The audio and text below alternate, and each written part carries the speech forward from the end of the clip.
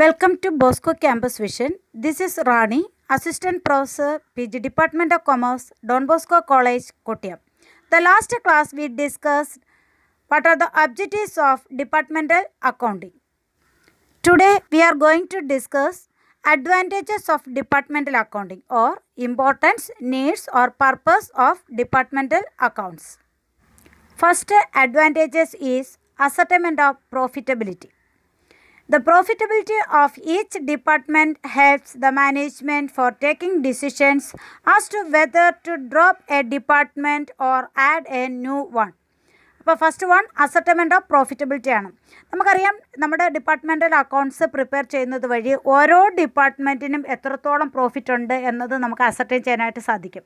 അങ്ങനെ അസർട്ടൈൻ ചെയ്യുന്നത് വഴി ഒരു ഡിപ്പാർട്ട്മെൻറ്റ് അഡീഷണൽ ആഡ് ചെയ്യണോ അതോ ഏതെങ്കിലും ലീസ്റ്റ് പ്രോഫിറ്റബിൾ ആയിട്ടുള്ള ഡിപ്പാർട്ട്മെൻറ്റിനെ ഡ്രോപ്പ് ചെയ്യണോ, ഇങ്ങനെയുള്ളൊരു തീരുമാനങ്ങൾ എടുക്കാനായിട്ട് സാധിക്കും. ഓക്കെ, അപ്പോൾ ഫസ്റ്റ് അഡ്വാൻറ്റേജസ് എന്ന് പറയുന്നത് എന്താണ്? Ascertainment of profitability. ഓരോ ഡിപ്പാർട്ട്മെൻറ്റിൻ്റെ പ്രോഫിറ്റബിലിറ്റി അസർട്ടൈൻ ചെയ്യാനായിട്ട് സാധിക്കും. Okay, second one evaluation of performance.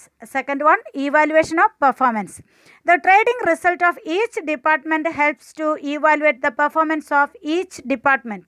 The sale of that department which gives maximum profit may be pushed up by special effort. Okay, അപ്പോൾ നമുക്കറിയാം ഈ ഡിപ്പാർട്ട്മെൻറ്റൽ അക്കൗണ്ട്സ് പ്രിപ്പയർ ചെയ്യുന്നത് വഴി ഓരോ ഡിപ്പാർട്ട്മെൻറ്റിൻ്റെ performance level എത്രയാണ് അത് നമുക്ക് ഐഡൻറ്റിഫൈ ചെയ്യാൻ പറ്റും. അതെങ്ങനെ ഐഡൻറ്റിഫൈ ചെയ്യാമെന്ന് പറഞ്ഞാൽ ഓരോ ഡിപ്പാർട്ട്മെൻറ്റിൻ്റെയും പ്രോഫിറ്റബിലിറ്റിയുടെ ബേസിലായിരിക്കും നമ്മൾ പെർഫോമൻസ് ലെവൽ ഐഡൻറ്റിഫൈ ചെയ്യുന്നത്. ഓക്കെ, അത് നമുക്ക് മാക്സിമം പ്രോഫിറ്റ് തരുന്നത് ഡിപ്പാർട്ട്മെൻറ്റ് ഏതാണ്, അല്ലെങ്കിൽ ലീസ്റ്റ് പ്രോഫിറ്റബിൾ ആയിട്ടുള്ള ഡിപ്പാർട്ട്മെൻറ്റ് ഏതാണ് എന്നത് നമുക്ക് ഐഡൻറ്റിഫൈ ചെയ്യാനായിട്ടും സാധിക്കും. അതാണ് second one, evaluation of performance. Then third advantages is a growth potential.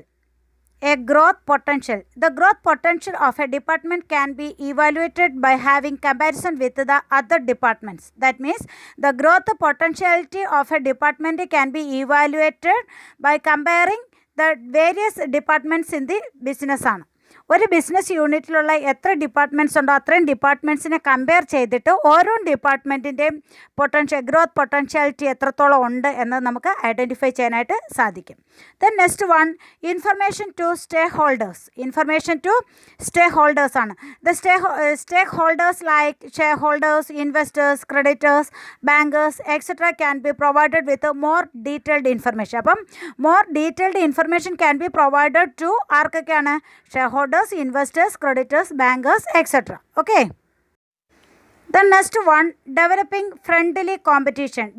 healthy or friendly competition. The overall profits of the organization can be increased by having friendly competition among different departments. അപ്പോൾ നമുക്കറിയാം ഒരു business യൂണിറ്റിനകത്ത് അല്ലെങ്കിൽ ഒരു business ഓർഗനൈസേഷനകത്തുള്ള various ഡിപ്പാർട്ട്മെൻറ്റ്സിൻ്റെ സക്സസ്ഫുൾനെസ് ആണ് എന്തെന്ന് പറയുക, ആ ബിസിനസ്സിൻ്റെ ഗ്രോത്ത് എന്ന് പറയുക, ഓവറോൾ റിസൾട്ട് എന്ന് പറയുന്നത് അല്ലേ. ഓരോ ഡിപ്പാർട്ട്മെൻറ്റിൻ്റെയും പ്രോഫിറ്റബിലിറ്റിയാണ് ആ ബിസിനസ്സിൻ്റെ ഓവറോൾ പ്രോഫിറ്റിനെ മെയിൻറ്റെയിൻ ചെയ്യുന്നത്. അപ്പോൾ തീർച്ചയായിട്ടും ഓരോ ഡിപ്പാർട്ട്മെൻറ്റുകൾ തമ്മിലും ഓരോ ഹെൽത്തി കോമ്പറ്റീഷൻ, ഒരു ഫ്രണ്ട്ലി കോമ്പറ്റീഷൻസ് ക്രിയേറ്റ് ചെയ്യാനായിട്ട് സാധിക്കും. ഇതാണ് the overall profit of the organisation can be increased by having friendly competition among different departments. Okay, next one, rewarding managers and staff.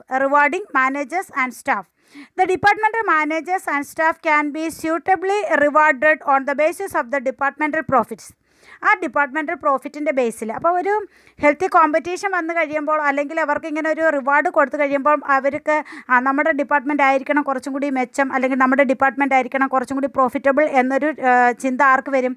ഓരോ മാനേജേഴ്സിന് വരികയും അവരതിനനുസരിച്ച് ആക്ട് ചെയ്യുകയും ചെയ്യും. ഓക്കെ, അതുകൊണ്ട് തന്നെ ഡിപ്പാർട്ട്മെൻറ്റൽ മാനേജേഴ്സിനും അല്ലെങ്കിൽ സ്റ്റാഫിനും ഒക്കെ എന്ത് ചെയ്യും? സ്യൂട്ടബിൾ ആയിട്ടുള്ള റിവാർഡ് പ്രൊവൈഡ് ചെയ്യാം അല്ലേ. അങ്ങനെ റിവാർഡ് പ്രൊവൈഡ് ചെയ്യുന്നതിനും ഈ ഡിപ്പാർട്ട്മെൻറ്റൽ അക്കൗണ്ട്സ് വളരെ നമ്മളെ സഹായിക്കും. ഓക്കെ, അത് അടുത്തൊരു നീഡാണ്, അല്ലെങ്കിൽ പർപ്പസാണ്, അല്ലെങ്കിൽ അഡ്വാൻറ്റേജസ് ആണ്. Then the seventh advantages is measuring efficiency. It helps to know the efficiency of each department by calculating the stock turnover ratio of each department to reveal the fast moving, slow moving and non moving item in stock. Okay. അപ്പോൾ measuring എഫിഷ്യൻസിയാണ്.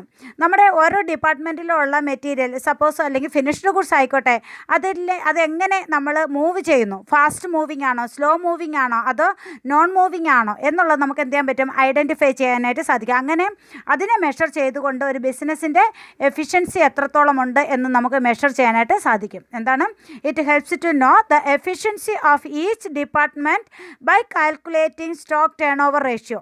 By calculating stock turnover ratio of each department to reveal the fast moving, slow moving and non moving items in stock.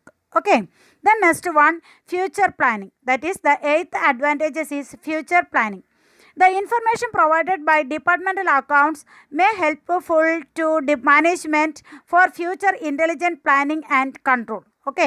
അപ്പം മാനേജ്മെൻറ്റിന് അവരുടെ intelligent പ്ലാനിങ്ങിനും കൺട്രോളിനും വേണ്ടിയിട്ടുള്ള valuable ആയിട്ടുള്ള information provide ചെയ്യാൻ ആർക്ക് സാധിക്കും, departmental അക്കൗണ്ട്സിന് സാധിക്കും. ഓരോ ഡിപ്പാർട്ട്മെൻറ്റിനെ കുറിച്ചുള്ള ഇൻഫർമേഷൻ പ്രൊവൈഡ് ചെയ്യാൻ ഓരോ ഡിപ്പാർട്ട്മെൻറ്റ് അക്കൗണ്ട്സിന് സാധിക്കും. ഓക്കെ. അങ്ങനെ ഒരു നല്ലൊരു ഫ്യൂച്ചർ പ്ലാനിങ്, ഒരു ഇൻ്റലിജൻറ്റ് പ്ലാനിങ് അല്ലെങ്കിൽ കൺട്രോളിങ് എക്സസൈസ് ചെയ്യാനായിട്ട് സാധിക്കും. Okay. Okay, next one, justification of capital invested. Justification of capital invested. It helps the management to determine the justification of proper use of capital invested in each department.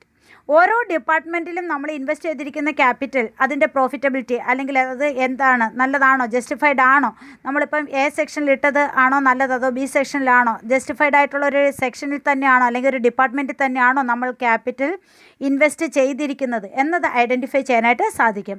അതാണ് 9th advantages എന്ന് പറയുന്നത്, justification of capital invested. Okay. Then next one, comparison of expenses. Okay.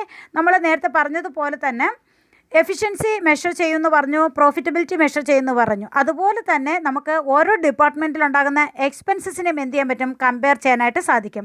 10th advantages is comparison of expenses. Comparison of expenses.